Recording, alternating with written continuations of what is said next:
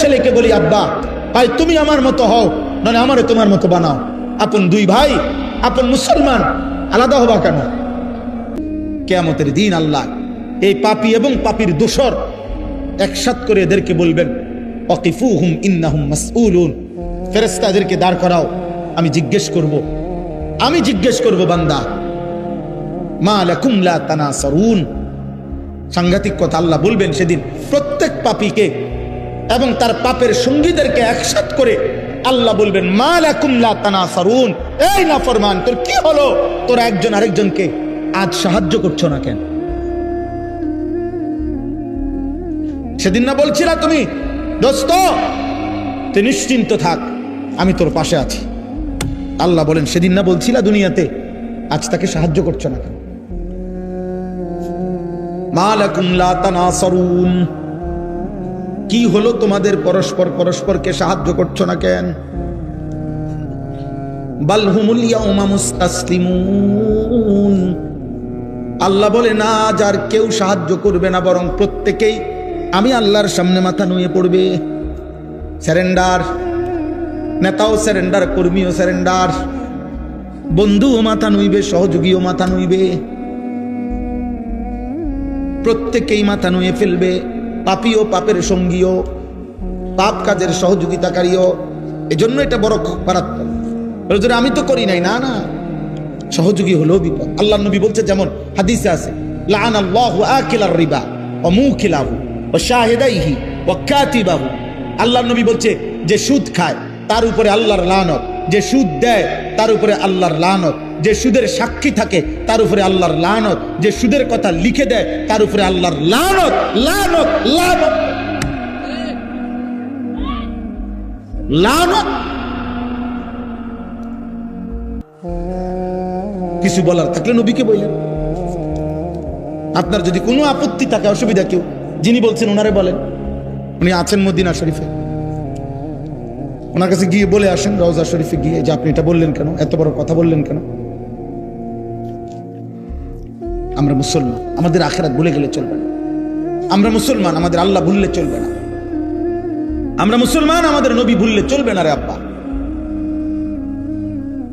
দৃশ্যমান এই দুনিয়া আমাদেরকে ছেড়ে দিতে হবে, আমাদেরকে চলে যেতেই হবে, আমাদেরকে ফিরতেই হবে আপন নিড়ে, সেটা কবর।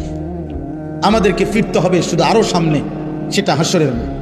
আমাদেরকে যেতে হবে আরো সামনে, সেটা ফুলসিরাত। আমাদেরকে যেতে হবে আরো সামনে, সেটা জান্নাত কিংবা জাহান্নাম। থামবেন সেদিন জান্নাতে বা জাহান্নামে যাবেন যেদিন। এর আগে এই পথ চলা থামবে না, সামনে যেতে হবে, সামনে আগে বাড়ে। ইরতাহালাতিদ দুনিয়া মুদবিরা ওয়ার তাহালাতিল আখিরাতু মুকবিলা। আল্লাহর নবী বলছে উম্মত প্রতি সেকেন্ড দুনিয়া তোমার পিছে যায়, প্রতি সেকেন্ড আখিরাত তোমার সামনে আগে। এজন্য আপনাকে ইচ্ছাই হোক অনিচ্ছাই হোক, ছোট ভাই বড় ভাই, জওয়ান কিশোর বয়স্ক বাবা, আমি আপনি পর্দার আড়ালের মা, আমাদের প্রত্যেককেই ইচ্ছাই হোক অনিচ্ছাই হোক আগে বাড়তে হবে, সামনে যাইতে হবে, সামনে। আর কোনোদিন পিছনের দিকে যাওয়া যাবে না। আল ওয়াক্তু আনফাসুন লা তাউদু, সময় নিঃশ্বাসের মতো, যা আর ফিরে না, আর ফিরে না। এই জন্য আগামীর সময়টা আপনাদের কাছে এতগুলো কথা বলার অর্থ হইল, আমি আপনাদেরকে বলতে চাই এটা, আমরা আপনারা ভাই ভাই, আমরা আপনারা আপনজন, মুসলিম পরিচয়ধারী, আমরা প্রত্যেকেই আপন। কাল বুনিয়ান, আমরা একটি বিল্ডিং এর মতো, আমরা ভাগ না। আমরা হুজুর আপনারা জেনারেল না, না আমরা হুজুর আপনারা পাবলিক না, না আমরা মুসলমান। আমরা কি বলেন না কেন? অতএব কিশোর ভাই, নওজোয়ান, একটা ছেলেকে বলি আব্বা ভাই তুমি আমার মতো হও, নয় আমারে তোমার মতো বানাও। আপন দুই ভাই, আপন মুসলমান, আলাদা হবা কেন? আলাদা হইবা কেন? তোমার পক্ষে তুমি যুক্তি দাও, আমার কোরআন থেকে আমি বলি, তুমি ইনসাফের সাথে ফয়সালা করো। যদি বিবেক মরে না যায়, যদি লজ্জা মরে না যায়, তো ইনসাফ করো।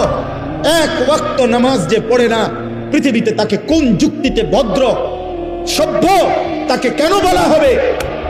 এত বড় সৃষ্টিকর্তার কৃতজ্ঞতা যার মধ্যে নাই, সে বেয়াদব না তো বেয়াদবটাকে? বলেন, আপনি ইনসাফ করেন। আমরা মুসলমান, আর যদি বলেন আমি মানতে কোনোভাবে রাজি না, তো মুসলিম পরিচয় ছেড়ে দেন, মুসলিম পরিচয় ত্যাগ করেন। তো সেটাও তো করবেন না, তা তাইলে আর এই দোটানা কি লাভ? এই কি লাভ?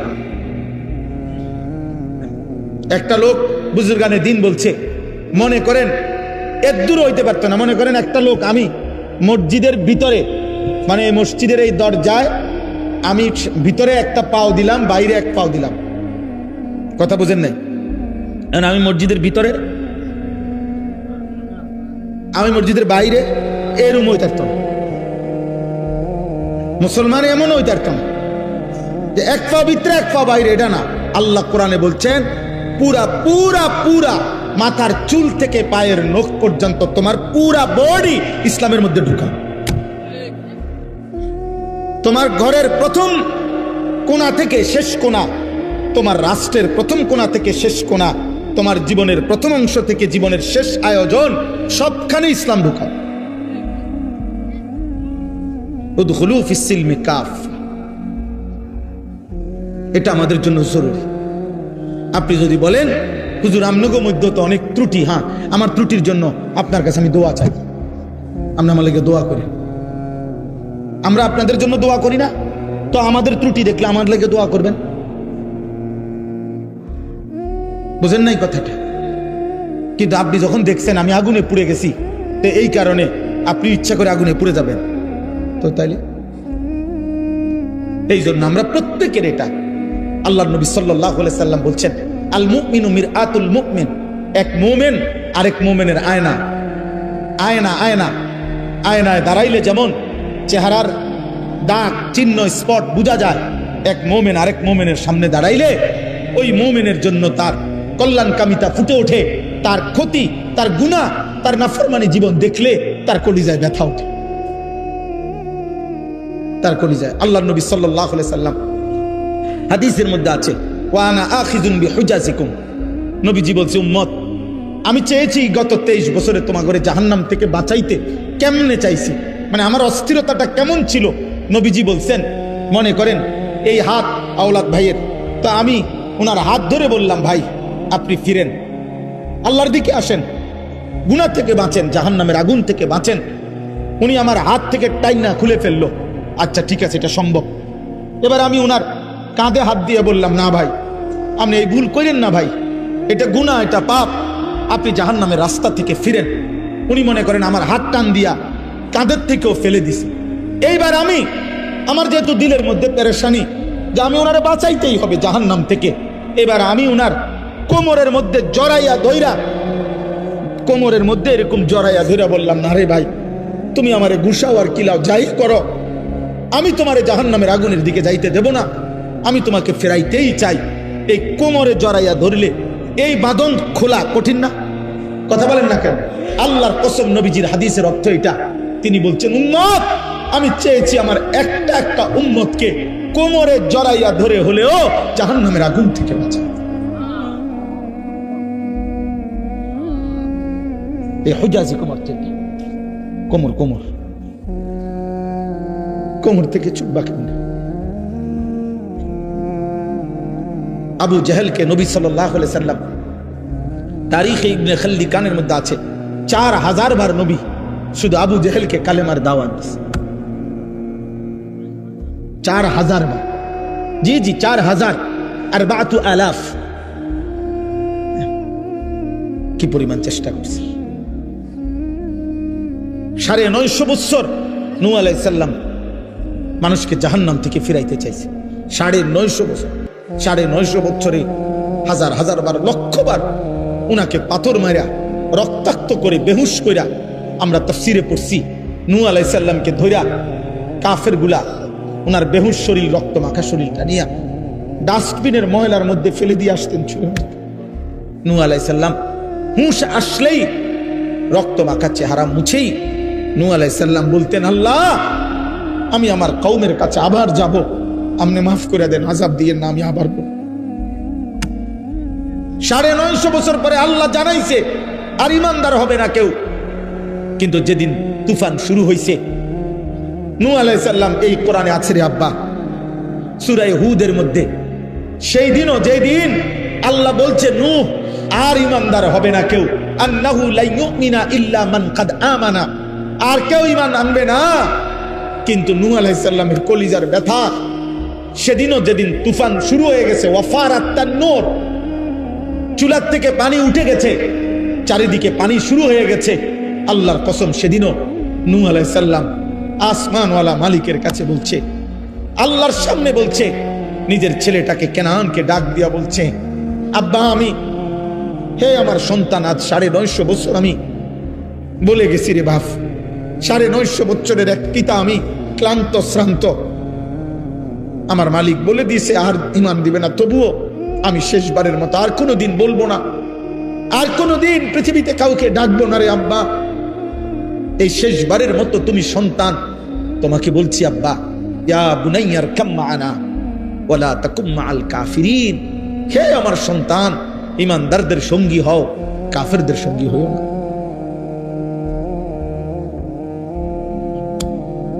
ইয়া বুনাইয়ার কাম মা'ানা ওয়ালা তাকুম মা'আল কাফিরিন। নূহ আলাইহিস সালাম বলছে, পুত, ঈমানদারদের সঙ্গী হও, কাফেরদের সঙ্গী হইও না।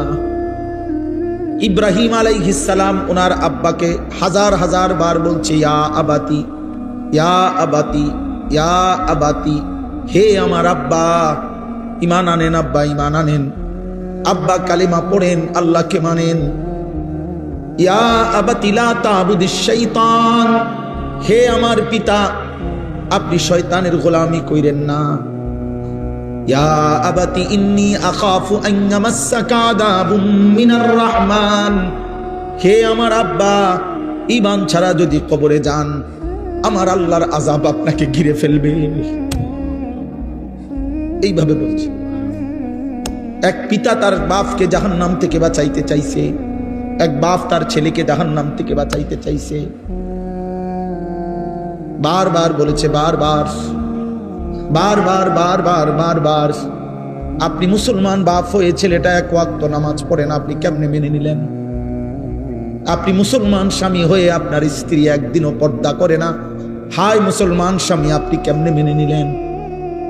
আপনি মুসলমান অভিভাবক হয়ে আপনার ঘরে প্রতিদিন রঙিন টেলিভিশনে নর্তকী নাচে, আপনি ঈমানদার কেমনে মেনে নিলেন? কেমনে মেনে নিলেন বাপ? আল্লাহ আমাদেরকে মাফ করে দেয়।